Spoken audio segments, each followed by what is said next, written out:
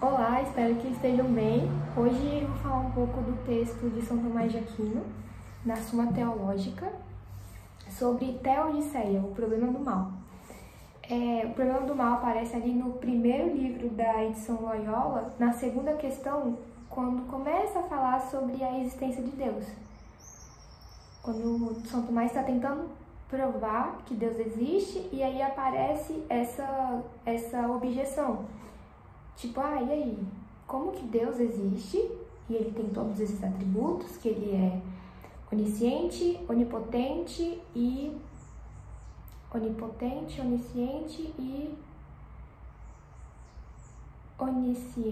onipotente e onipresente, e ele permite que o mal, que é uma coisa ruim, exista. Como ele é o sumo bem, incorruptível, faz só coisas boas e perfeitas, e coisas que não são perfectíveis, elas são perfeitas, e existe o mal no mundo. E o mal no mundo é incontestável. E aí, a Teodiceia ali começa a aparecer nessa questão 2, só que ela é realmente respondida bonitinho na questão 48 e na questão 49 do livro 2. Aqui. E aí, o que eu pretendo fazer nesse vídeo é falar da origem da questão do mal, não focar tanto nas objeções e tudo que São Tomás faz aqui. Então, o que eu tô falando, né? É porque, olha, São Tomás tem um jeito, uma lógica de escrever muito comum ali na época que ele estava vivendo, que é da lógica, né? Então, uma breve introdução sobre São Tomás. Naquela época, existiam muitas pessoas falando sobre o cristianismo, falando sobre a religião, sobre as escrituras, sobre tudo. Naquela época ali, acho que em 1200 e alguma coisa. E aí, São Tomás, ele foi um dos primeiros, assim, não foi o primeiro, mas ele foi um dos primeiros a pegar os clássicos, então, Sócrates, Platão e Aristóteles, e trazer uma coisa, assim, pagã para o cristianismo. Então, ele, por influência ali de alguém, que eu não lembro agora quem é, não sei se é Santo Anselmo, ele começa a estudar muito Aristóteles, e ele era, eu não sei se ele era um monge, e aí ele, com a vocação intelectual dele, ele planeja criar música em um momento que só tinha barulho, assim. Existiam muitas pessoas falando muitas coisas, pode ser que algumas dessas coisas eram coisas que realmente iam levar as pessoas para alguma verdade, só que ele queria, tipo, sedimentar algumas coisas. E aí, o que ele faz na Suma? O que é uma Suma? É um resumo, é um resuminho, é uma súmula de toda a fé. Então, apesar de ser muitas questões, eu não vou saber agora quantas questões tem em toda a Suma, eu sei que são divididos em tratados, né? Não chega perto do que poderia ter sido feito se fosse extensivo, se fosse igual a nossa Constituição, né? Que ela é muito específica. Não, a Suma, ela é um resumo. Ela é um resumo e lendo assim, e é dividido em questões, e cada questão tem algumas perguntas que elas são respondidas como se fossem artigos. Vou dar um exemplo. Na questão 48, a distinção das coisas em particular. Aí são 6 artigos. 1. O mal é uma natureza? Aí como que São Tomás vai responder essa pergunta? O mal é uma natureza? Vamos lá. Quanto ao primeiro artigo, assim se procede. Parece que o mal é uma natureza. Toda vez que ele fala, tipo, parece que é uma natureza, quer dizer que ele vai falar que não é.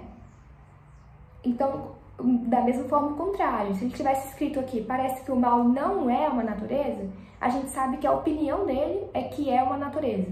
Então é sempre essa negativa ali na pergunta. Aí ele pontua alguns argumentos que existiam na época, né? Vou colocar aqui. Porque todo gênero é uma natureza. Ora, o mal é um gênero, pois se diz no livro das categorias que o bem e o mal não estão em um gênero, mas são gêneros de outras coisas. Isso é um argumento. Segundo argumento, além disso, toda diferença constitutiva de uma espécie é uma natureza. Ora, na moral, o mal é uma diferença constitutiva, pois um mau hábito difere especificadamente de um bom, como a liberalidade difere da falta de liberalidade. Logo, o mal significa uma natureza. E aí aqui tem cinco argumentos. Ele enumera 5 argumentos daquela época. Então, ele é brilhante. Ele pega, sei lá, às vezes até o que algumas pessoas citam da Bíblia. Citam até de Santo Agostinho. Porque Santo Agostinho ele é anterior a São Tomás, né? Acho que Santo Agostinho é do século VIII, não sei. Veio muito antes de São Tomás. Então, começaram a interpretar Santo Agostinho de várias formas, assim, o que ele escrevia. E aí São Tomás está tentando dirimir, peraí, vamos explicar exatamente o que é isso. E aí, depois de enumerar os argumentos, São Tomás coloca sede contra, em sentido contrário. E aí ele faz o argumento principal para contrariar esses 5 argumentos que ele quer refutar. Dionísio afirma, o mal nem existe, nem é um bem. Como assim? Aí, a partir daí, ele responde cada uma... Só um segundo. E aí ele explica o sede contra. Um dos opostos é conhecido pelo outro, como a treva pela luz. Por isso, para conhecer o que é mal, é preciso saber a razão do bem. Ora, dissemos acima que o bem é tudo o que é desejável, assim como toda natureza deseja seu ser e sua perfeição. É preciso dizer que o ser e a perfeição de toda a natureza têm razão de bondade. É, portanto, impossível que o mal signifique certo ser ou certa natureza ou forma. Resta, portanto, que o termo mal designe certa ausência de bem. O termo mal designe certa ausência de bem. Eis porque se diz do mal que nem existe nem é um bem, porque sendo ente como tal um bem, não se nega um sem o outro. Sendo ente como tal um bem, não se nega um sem o outro. Aí, esse é o argumento de São Tomás. E aí, após o sede contra e o respondo, ele vai refutando cada um dos argumentos lá de cima. Então, foram 5 argumentos contrários. Ele vai refutar e dizer por que esse argumento não deve prevalecer.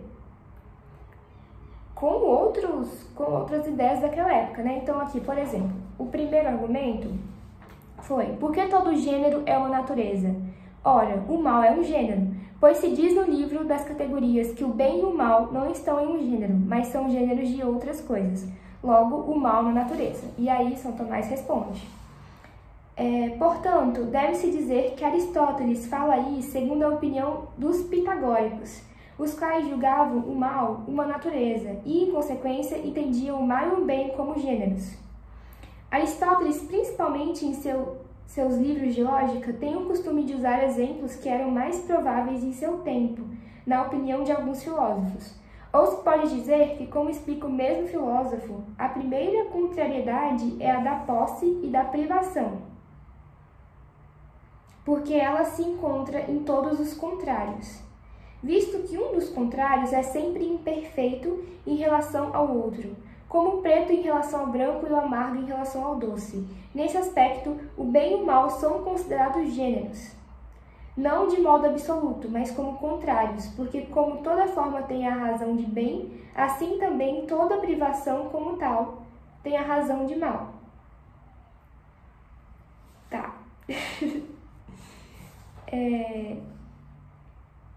Eu vou ler o terceiro.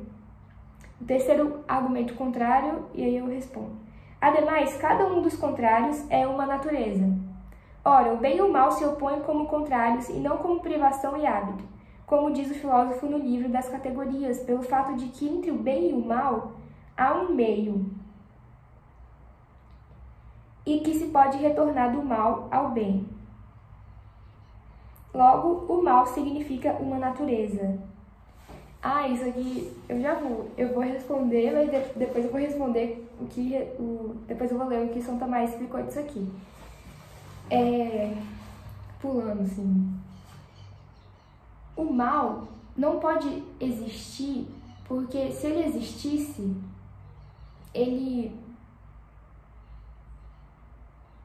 existe o bem e existe o mal. Tudo que Deus faz é bom, porque tudo que é bom. Não tem como uma coisa ser ruim. Ela é perfeitamente ruim, ela é sumamente ruim, ela é inteira ruim.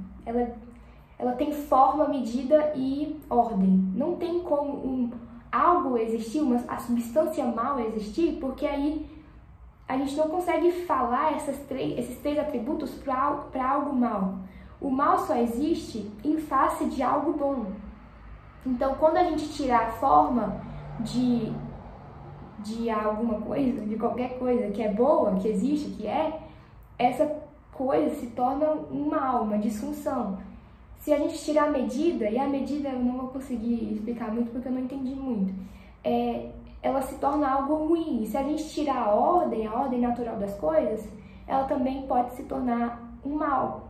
Então, o mal não subsiste como um gênero, que eu não sei também se esse termo está certo, porque eu tenho dificuldade nesses termos, mas vamos supor que substância, vamos colocar a palavra substância. O mal não é uma substância por si própria, porque ela não tem forma. O bem tem forma. E aí usa-se essa ideia de São Tomás de Aquino, que também é muito de Santo Agostinho, de que o mal não... Como é que ele fala? Dionísio afirma, o mal nem existe, nem é um bem. O mal não existe por si próprio, porque o mal, ele aflige o que é bem. O bom existe. E aí tudo que é... Deixa eu ver. A gente tem o ato e potência, né, em Aristóteles? Tudo que não está em ato, está em potência, que está tentando achar a perfeição, é um ser imperfectível, que está caído, originalmente era para ser um bem, foi criado como um bem, mas por motivos de não ser Deus, talvez, por motivos de ser algo em potência, não em ato, por motivos de ser uma tomada, vamos supor que tem uma tomada aqui, a tomada tem a potência de ligar algum eletrodoméstico, né? Só que ela não tá ligando, ela só tá ali morna, ela tá quietinha. Então ela não tá em ato, ela tá em potência. Então, o bem, quando ele não tá em ato, a depender da circunstância, ele pode ser um mal porque não tá na sua forma ideal. Porque todas as coisas têm forma, né? Então, quando eu tô em forma intelectual, eu gero um bem. Quando eu não estou em forma, nem sempre gera um mal, né? Pulando essa questão. E aí, só para dar mais um exemplo, é o exemplo da saúde e da doença. Então, não tem como a doença subsistir para além da saúde. Então, a doença, ela atinge a saúde. Primeiro existe a saúde, a gente sabe o que é bom, a gente tem uma referência, e a ideia da referência é muito interessante, que o mal, a gente só enxerga o mal porque a gente sabe qual que é a face boa sem o mal. A gente sabe o que está ali escondidinho atrás daquela casca de mal. Por isso que a gente fala que é o mal, porque a pessoa não tá, a pessoa, a situação, a natureza, a cidade, não tá na sua perfectibilidade, não sei, não tá no seu perfeito ato, na sua perfeita forma. E aí por isso que a gente fala que que é o mal, porque a gente sabe a referência do bem. Então, todo mal só existe por causa do bem que subexiste. O bem é uma natureza, o mal atinge essa natureza boa, mas o mal não existe. O mal é só, e eu acho que esse termo está super errado, mas eu vou usar, não querendo usar certo. O mal é como se fosse eu acho que tá errado, inclusive. O mal é como se fosse um acidente sobre a substância boa. É algo que atinge o bem, deforma o bem, desordena o bem. E também tem a ideia que o mal, em relação ao mal moral, né? Porque também tem essa distinção de mal natural, mal ontológico e mal moral. Pensando no mal moral, e talvez no mal natural também, mas vamos para o mal moral. Uma pessoa, ela pratica o mal, não querendo praticar o mal, não na sua face maléfica. Ela pratica o mal pensando na sua face boa. Então, o que é o mal? Como que a gente define o mal? Como que São Tomás de Aquino define o mal? O mal é quando se coloca um bem menor acima de um bem maior. Porque como o mal não subsiste com uma natureza própria, não é o que colocou aqui? Não é gênero, não é uma natureza, não é um gênero. Então, quando a gente vai colocar na balancinha da ordem das coisas, é quando a gente escolhe um bem menor acima de um bem maior. A gente não vê a face mal, a gente coloca como o bem. E aí, usando um exemplo esdrúxulo, eu como chocolate, eu sei que o chocolate que eu como aqui do Brasil não é chocolate, é uma mistura de substâncias que não vão satisfazer a minha necessidade de vitaminas, de nutrientes que realmente me fortifiquem, mas eu o como pensando no bem menor, que é o meu prazer momentâneo de comer aquele açúcar, que foi feito para eu querer comer aquele açúcar, foi feito para eu me viciar. Então, eu escolho comer o chocolate não pensando no possível, e aí eu vou estar exagerando talvez aqui, ou não, na possível diabetes que eu terei daqui 10, 20 anos, se eu o comer deliberadamente, né, sem limites.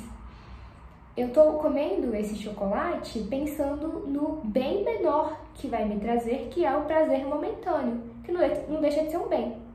Então, a gente não faz as coisas pela sua face mal, assim, a rigor. A gente pensa no bem, na face do bem menor e do bem maior.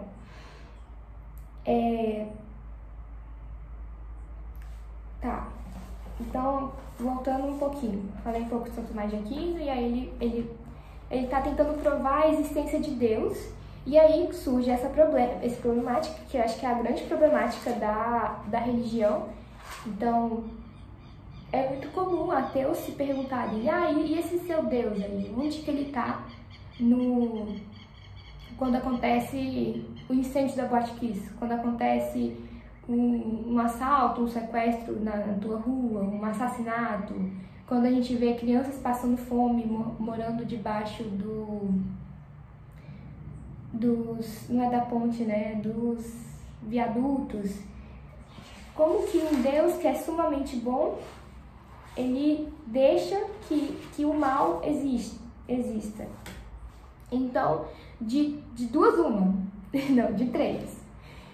Existem 3 frases, e essas 3 frases, na cabeça de uma pessoa que talvez está tentando provar racionalmente a existência de Deus, elas não podem subsistir, que é: ou Deus não é bom, ou ele não é sumamente bom, ou o mal não existe. Essas 3 coisas, em teoria, não poderiam subsistir. Como que um Deus que é bom, que é perfeito, que é ato, que é imóvel, que é incorruptível, que não tem como melhorar, porque se ele tivesse como melhorar, quer dizer que ele não era inato, né? Então ele é imóvel, ele é perfeitamente bom, ele deixa que o mal aconteça.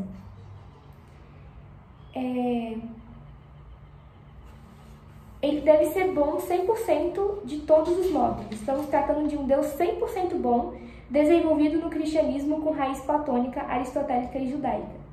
Resolve a questão do bem maior, um mal que fará vir um bem. Visão patriarca, um pai que sabe que a vacina dói agora, mas fará um bem maior.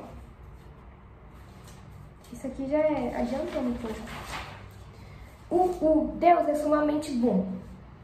Então, como que as pessoas ali atrás falavam dessa questão do bem e do mal? Existia, na época de Agostinho, as seitas maniqueístas. O que era uma seita? Era tudo aquilo que não era uma religião oficial. Então, existia a seita maniqueísta e também existia outra seita. Deixa eu ver se eu escrevi aqui.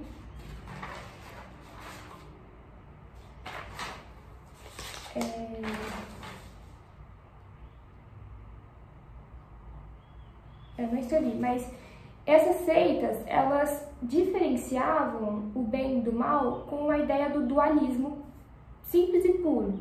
Então existe o bem e existe o mal, existe o dia, existe a noite, existe o homem, existe a mulher, existe o frio e o calor, existe o grave e o agudo.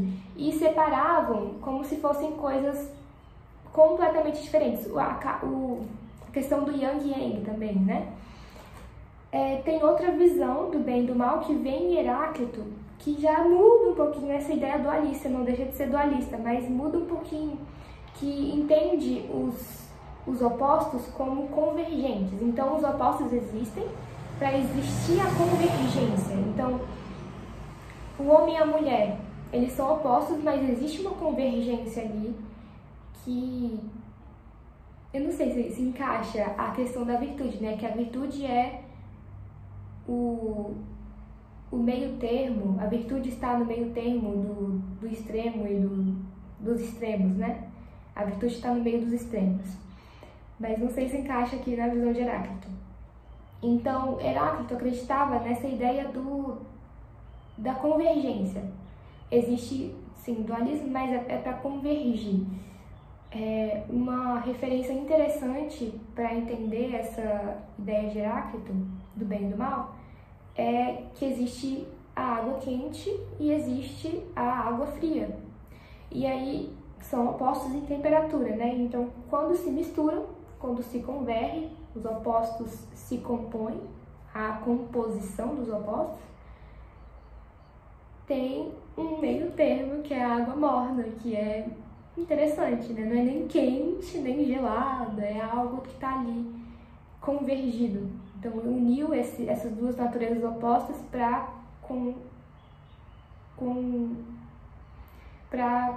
convergência. Tá.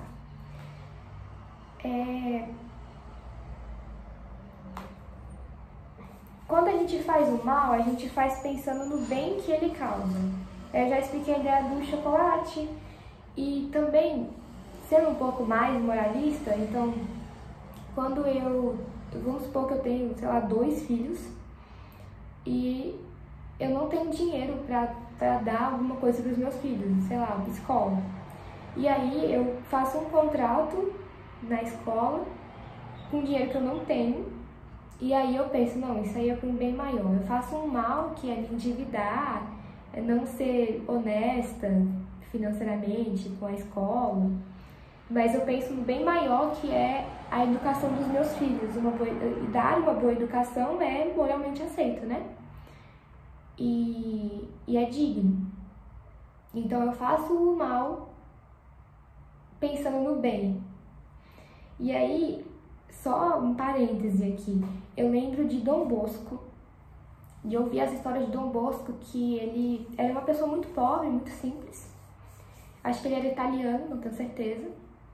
E ele tinha um diretor espiritual, um sacerdote, que o guiava, assim. E quando esse sacerdote faleceu, ele deixou um dinheiro muito grande para Dom Bosco estudar. E esse sacerdote tinha outras obrigações, assim, com outras pessoas, ele ajudava pessoas carentes. E aí Dom Bosco, ele sabia que aquele sacerdote, que era o diretor espiritual dele, deixou aquele dinheiro, aquela herança, para os estudos, para ele entender mais sobre Deus, porque aquele sacerdote via uma luz. Dom Bosco, desde os 7 anos, era iluminado, né? E aí ele sabia que aquele dinheiro era para Deus, né? Não deixava de ser para Deus. Estudar em bons, eu não vou saber o nome, em boas escolas, em bons conventos, não é convento também. Estudar em bons lugares a teologia naquela época. E Dom Bosco recusou. Dom Bosco recusou a herança dada. Por quê? E aí, eu que fiquei pensando nessa história, e eu fiquei, gente, mas por que Dom Bosco recusou?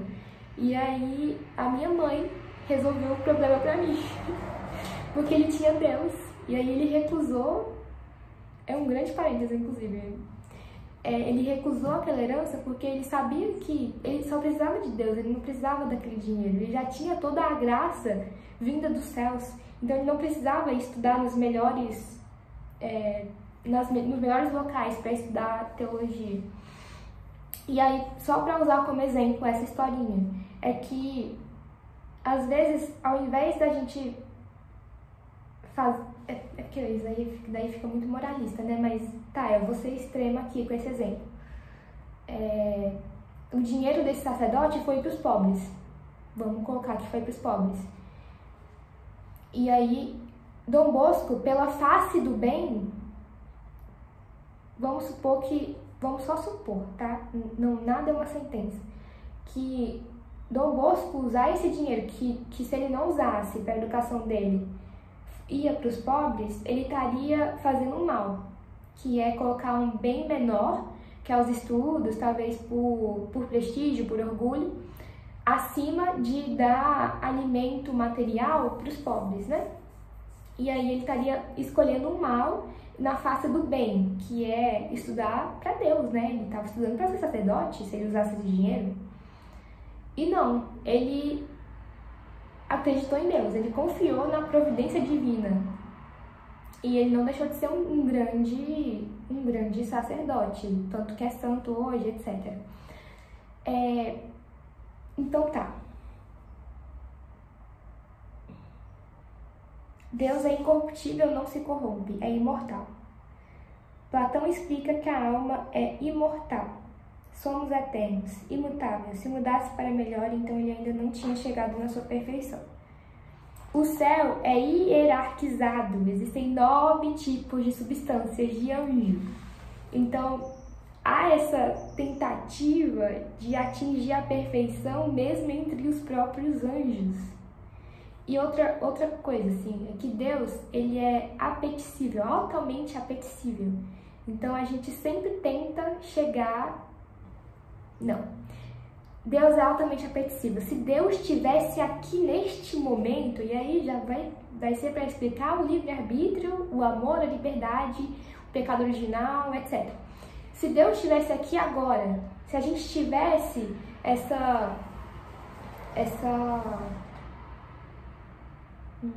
esse acesso a Deus, ele seria altamente... ele é altamente... tipo imã, sabe? Ele é altamente... Fugiram-me as palavras. Ele é altamente...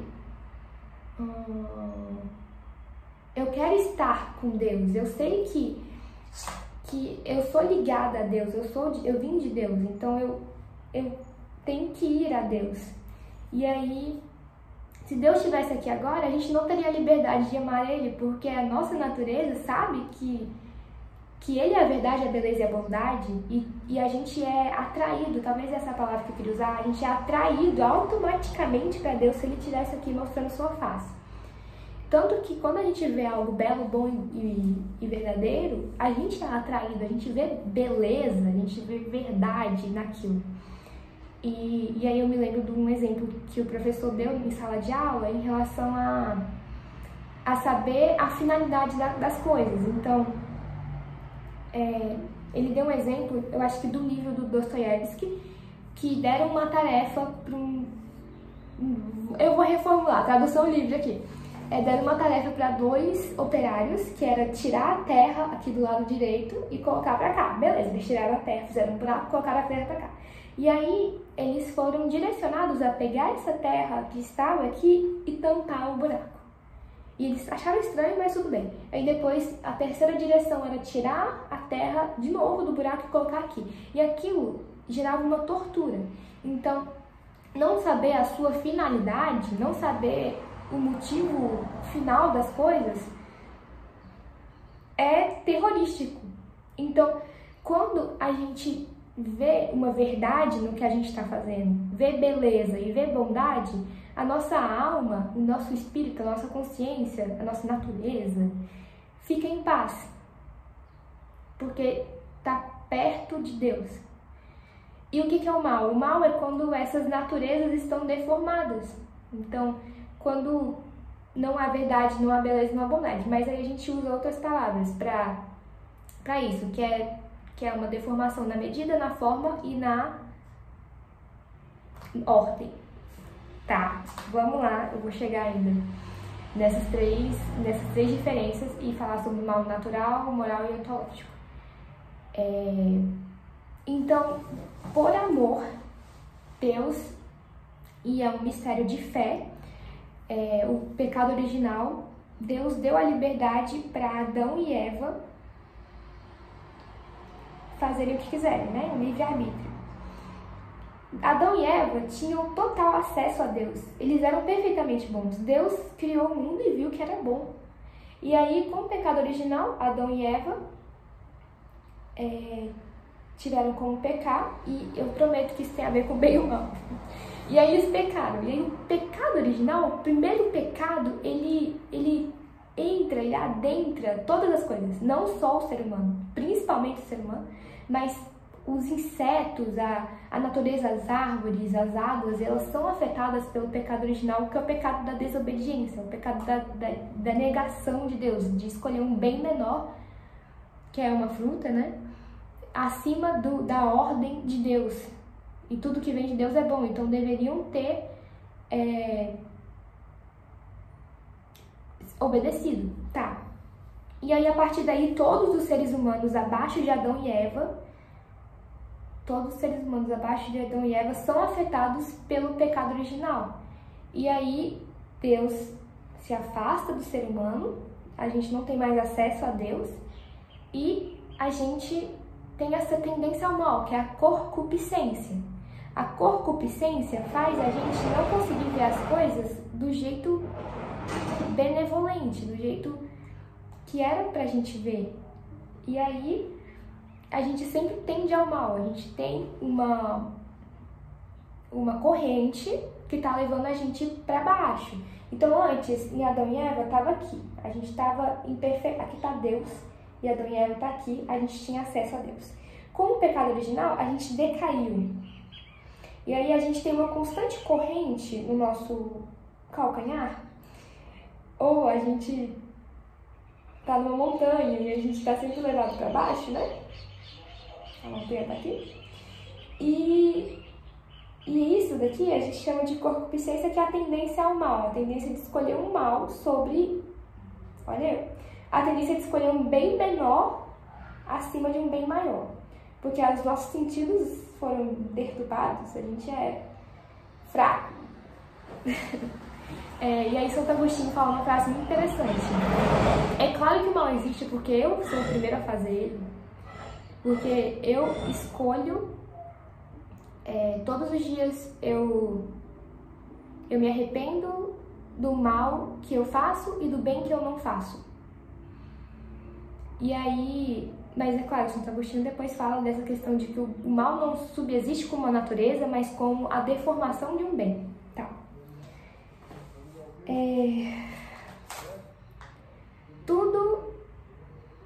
ordenado e orquestrado para o bem. O amor é a aproximação das coisas, a harmonia. Como as coisas existem? Medida, ordem e forma. Deus criou o mundo com ordem, medida e proporção. Isso está no livro da sabedoria.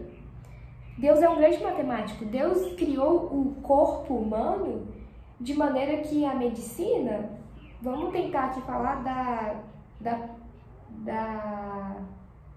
do corpo humano, tá? O corpo humano ele é perfeito, ele tem microcosmos dentro dele que se harmonizam entre si. Então, o sistema urinário, ele se harmoniza com o sistema renal e o sistema cardíaco e o sistema respiratório. E aí a gente tem moléculas e ossos e músculo e as trocas de energia, de forma que é impossível não ter algum tipo de ordem. E essa ordem, quando ela é desordenada dentro do corpo humano, pensando no corpo humano, a gente pensa na doença, né? A doença, a gente na medicina, inclusive, a gente primeiro aprende o corpo humano saudável, a gente aprende os atlas de anatomia bonitinho, para depois aprender a patologia, é óbvio isso. A gente primeiro aprende também no direito as leis bonitinhas, para depois aprender o que está de errado no mundo. A gente aprende a teoria, para depois aprender a deformação. Então, isso deveria ser óbvio, assim, né? Primeiro a gente aprender o saudável, para depois a gente ver o ruim. Porque se a gente chega a ver primeiro o ruim, e aí eu tenho uma crítica à sociedade atual, que primeiro joga uma crítica. Eu sou de 2003, então eu nasci nessa época de criticar a família. Aí, se eu nasci já ouvindo só a crítica, ouvindo a crítica da família, mesmo estando numa família muito saudável e tudo, e gostando muito disso, se eu ouço só a crítica da família, por que eu tô ouvindo primeiro a crítica e não tô vendo primeiro o que eles estão criticando? Por isso que o jovem é muito influenciável, né? Porque, vamos lá, eu acho que eu tô perdendo os pensamentos, mas eu acho que, pensando na sociedade atual, eu falei um pouco de mim, que eu sou novinha, então acaba que eu fui muito influenciada por essas ideias modernas de criticar algumas coisas. E aí eu percebi, depois que eu entendi o que estava acontecendo, que primeiro me colocaram o que era ruim no mundo, a crítica que eles faziam ao mundo, mas ninguém me falou o que eles estavam criticando. Ninguém me falou o saudável, assim, sabe? Tá. Outro exemplo. Não vou falar esse exemplo agora. O mal é desordem que destrói o ente da ordem ôntica que há nele. Então, Deus cria as coisas muito boas, mas a desordem dessas coisas boas gera o mal. Tá, e aí esse mal que gera, pode ser que a gente não sabe que é para um bem maior. Às vezes o mal que a gente vê na nossa visão limitada, na nossa inteligência limitada, ele vem para um bem maior. Então, Deus faz as coisas e a gente não entende. A gente nunca vai entender.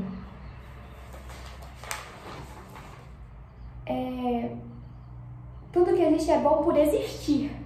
A bondade é a ordem que delimita todo o ser. A maldade é a interferência nessa estrutura boa. A beleza da superabundância que se afirma na positividade do seu ser bom. Isso aqui é sobre a vida. Então, a gente vê beleza na superabundância que se afirma na positividade do seu ser. E aí eu lembro do texto de João Cabral de Melo Neto, A Morte e Vida Severina. Que, enfim, dando um spoiler, que lá no final do texto, o Severino, que passou pela seca do Nordeste, chega a Recife, e aí ele vê muita morte, muita fome, e ele chega a ver um homem assim parado num rio, e pergunta: conversa com ele, depois pergunta, seu José, a vida severina não é melhor morrer do que viver?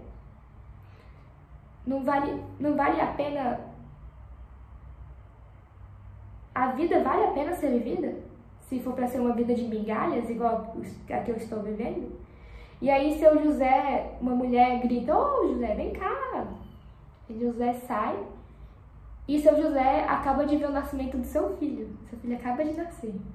E aí seu José volta para a conversa com Severino e fala, Severino, eu não sei a resposta que o senhor me pergunta, mas a vida responde a sua pergunta suicida. Porque a vida, no terceiro... é muito poético. Aí ele fala, enfim, no geral, a vida responde a pergunta suicida. E aí coaduna com essa frase, que a beleza da superabundância que se afirma na positividade do seu ser.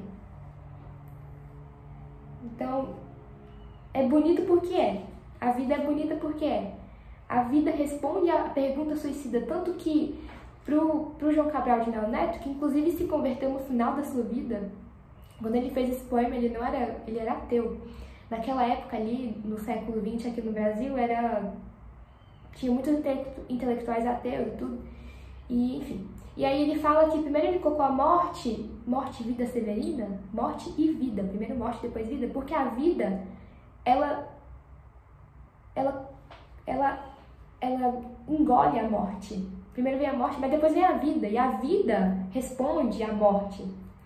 Tá. Parâmetros, limites e viés nos ajudam a saber o que é bom, o que é mal e não é deformado. Então, como saber que algo tá ruim se você não sabe a face boa daquele algo, né? Se você não sabe a face saudável daquele algo. E só mais eu falei que eu ia falar do mal moral. Tá. O mal O mal é a privação de medida, forma e ordem. Dá pra gente diferenciar o mal moral, ontológico e natural. O mal ontológico é uma deformação, uma privação da medida. E aí a medida é vertical. Então, o mal ontológico é quando uma coisa era para estar aqui, era para estar normal, mas vai para baixo. E aí esse é o mal de medida, ontológico. E eu não vou saber dar muitos exemplos, porque eu não entendi muito bem o mal ontológico. O mal natural é uma privação de ordem. Então, o mal natural. Deus é o grande orquestrador do mundo, da vida. E aí ele fez ecossistemas, ele fez um corpo humano que dentro dele tem ecossistemas, assim, sistemas eu já falei aqui, né? Deus fez toda a natureza, fez tudo bonitinho, minérios, pra gente usar a terra e fazer casas com a madeira, não sei o que. Tá, uma privação dessa ordem gera o mal natural. O mal natural da própria natureza. Tá. E o mal moral é uma privação de forma. Então, eu sou uma pessoa que tenho potência, tem várias potências. Só que eu não estou atualizando todas as minhas potências. E por eu não atualizar todas as minhas potências, eu posso estar gerando um mal moral. Então, se eu sou uma professora e eu não atualizo o meu intelecto, eu não atualizo o meu conhecimento, eu vou estar gerando um mal moral, porque eu deveria estar atualizando essa potência que eu tenho, eu deveria estar em ato, porque a minha profissão é ensinar. Se eu não estou me atualizando, eu não estou exercendo com perfeição aquilo que eu deveria estar fazendo. Tá. Aí, outra coisa muito importante é que Rousseau, trocando de assunto, né? Rousseau, ele fala sobre você é produto do seu meio. O ser humano é produto do seu meio. E qual que é a problemática disso, dessa secularização do cristianismo? É que o ser humano, Rousseau, ele para de se autoacusar, então, minha culpa, minha culpa, minha culpa, para de se autoacusar, de se acusar, e passa a acusar o outro. Eu sou ruim porque o outro não me deu o que eu deveria receber. Eu sou ruim porque eu nasci num contexto onde todas as pessoas também são ruins. E também não é culpa delas serem ruins, porque elas também nasceram num contexto. Então, ninguém tem culpa. Isso é, inclusive, algo, de certa forma, para o cristianismo, diabólico, que é a inversão da culpa. E aí...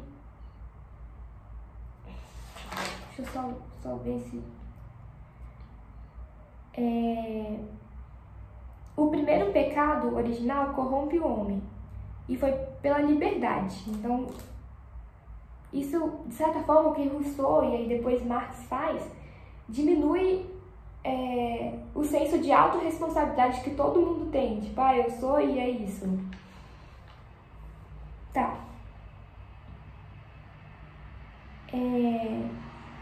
E aí também, só para falar um pouco do mal e do bem, tem a história de Caim e Abel. Caim matou Abel, e aí quando Deus pergunta, Caim, cadê seu irmão? O que aconteceu com ele? E aí Caim responde, e eu sou lá a guarda do meu irmão. Então Caim nega totalmente seu irmão, ele praticou mal, matou o irmão, e aí Deus condena ele de viver errante pelo mundo. Viver como se fosse uma nuvem de incompreensão. Caim peca. E ele não se arrepende, ele não quer. Ele não quer essa ligação com Deus.